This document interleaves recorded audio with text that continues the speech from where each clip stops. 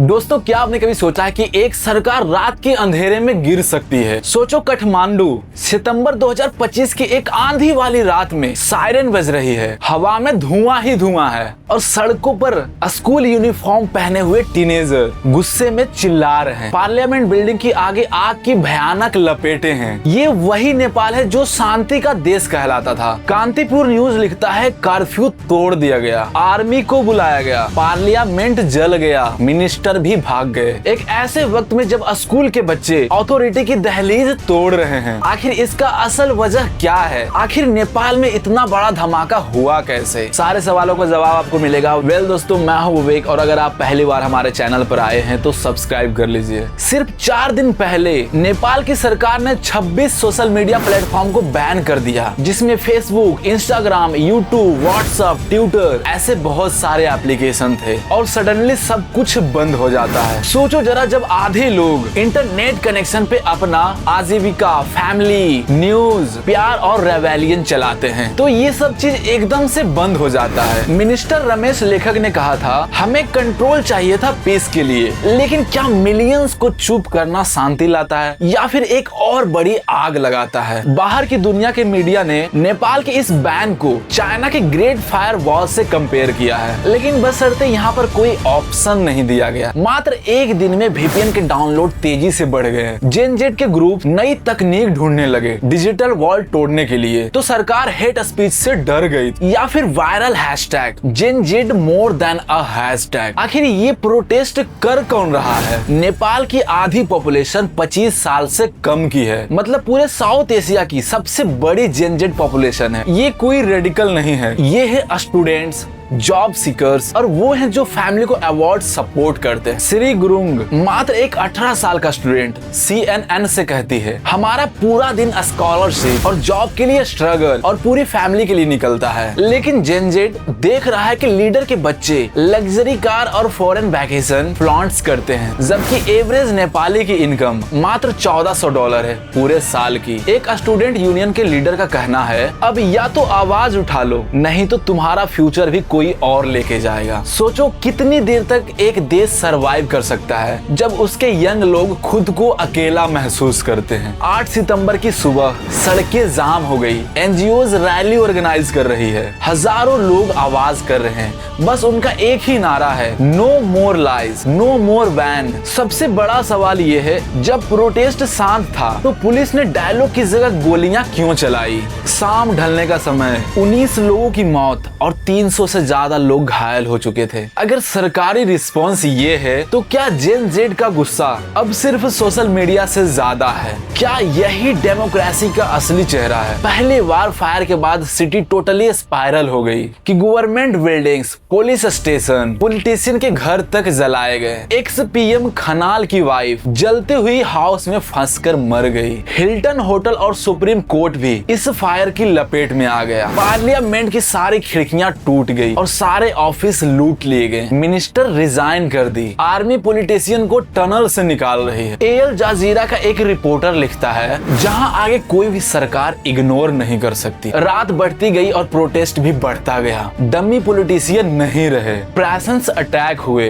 नखू jail और Kaski prison में आग लगे, सारे कैदी भागने लगे, आर्म्ड यूथ विजिलेंस स्क्वाड बन गए। अब इनका डिमांड है, पार्लियामेंट डिसॉल्व करो, नेताओं को अरेस्ट करो। कुछ ग्रुप हिडन सोशल नेटवर्क पर रेवोल्यूशंस का ख्वाब दिखा रहे हैं। यहाँ देखो, डेमोक्रेसी फेल होती दिख रही है तो मोनार्ची वापस लाने का डिमांड भी आ गई है। नेपाल वर्ल्ड का सबसे बड़ा वार्निंग है, इग्नोर यूथ। वर्ल्ड की अटेंशन नेपाल पर आके रुक गई, बॉर्डर्स बंद हो गए, फ्लाइट्स कैंसिल हो गई, एम्बेसीज रेड अलर्ट पे है। इंडिया की इमरजेंसी कैबिनेट मीटिंग हो रही है। यूनाइटेड नेशन के हना सिंगर हैमडी बोलते हैं, ये वायलेंस डिकेड्स में पहली बार देखा। UN ह्यूमन राइट वॉच दोनों इंडिपेंडेंट इन्वेस्टिगेशन मांग रहे हैं। क्या वर्ल्ड देखेगा या फिर कुछ करेगा भी? बांग्लादेश, चाइना, पाकिस्तान जैसे कई देश अपने यूथ से पूछ रहे हैं, क्या हमारे जेन जेड भी नेपाल की स्क्रिप्ट को फॉलो करेंगे? आखिर कितना ज्यादा एक छोटा सा देश पूरा कॉन्टिनेंट को हिला सकता है?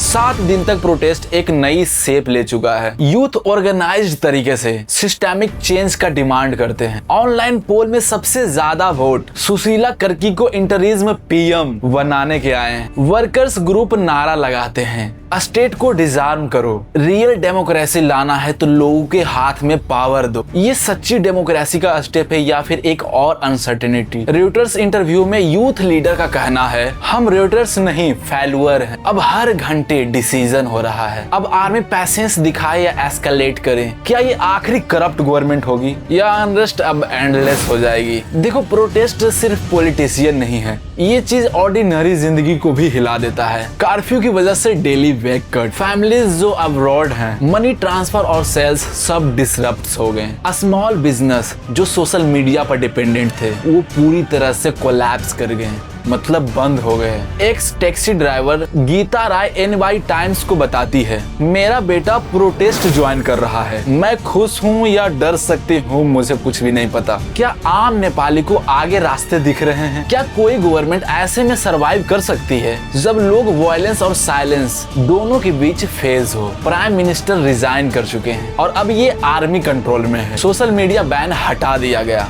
12,000 कैदी भाग गए हैं और भी कई मिनिस्टर लोग रिजाइन कर चुके हैं, लेकिन क्राउड अभी भी बिखरने को तैयार नहीं है। ये बड़ी रिफॉर्म्स आएगी या फिर सिर्फ नया साइकिल? एमनेस्टी कहती है डेमोक्रेसी फ्रेगाइल हो जाती है जब यूथ होपलेस हो। तो क्या ये मोमेंट नेपाल की हिस्ट्री का टर्निंग पॉइंट बनेगा या फिर एक सिर्फ और ब्लडी हेडलाइन? नेपाल की क्राइसिस कोई लोकल ड्रामा नहीं, ये एक वार्निंग बेल है। आज नहीं तो कल हर देश की यूथ की आवाज नहीं सुनी तो कुछ ऐसा ही नजारा देखने को मिलेगा। क्या इंटरनेट बंद करना सॉल्यूशन ला सकता था, जबकि असलियत में प्रॉब्लम बहुत ज्यादा गहरी हो? जो जेन जेड है इनको आप लोग ट्रबल मेकर बुलाओगे या फिर चेंज मेकर? देखो, आंसर ट्रेंडिंग हैशटैग में नहीं है, उस होप में है जो नेपाल के यूथ ने दिखाई अपना सब कुछ दांव पर लगा के। तो दोस्तों, सवाल ये है, हम सबको कितना और इंतजार है जब तक आग हमारे काम तक नहीं पहुंचती? नेपाल की वॉर यूथ की स्ट्रगल का है। देखो, सोशल मीडिया बंद करना ये कोई सॉल्यूशन नहीं है, असली बदलाव आवाज सुनने से आएगा। क्या हम अपने देश में भी ऐसे गुस्से को समझ पाएंगे? यही सवाल दोस्तों आपके लिए छोड़ा है। वैसे आपकी क्या राय है कमेंट में जरूर कीजिएगा, और पहली बार दोस्तों आए हमारे चैनल पर तो प्लीज सब्सक्राइब कर लीजिए, और दूसरी बार आए हैं तो आपका बहुत बहुत धन्यवाद। दोस्तों प्लीज आप अपनी राय कमेंट में कीजिए। हम मिलते हैं किसी ऐसे ही नए वीडियो के साथ, तब तक के लिए टेक केयर, बाय बाय, जय हिंद, जय भारत।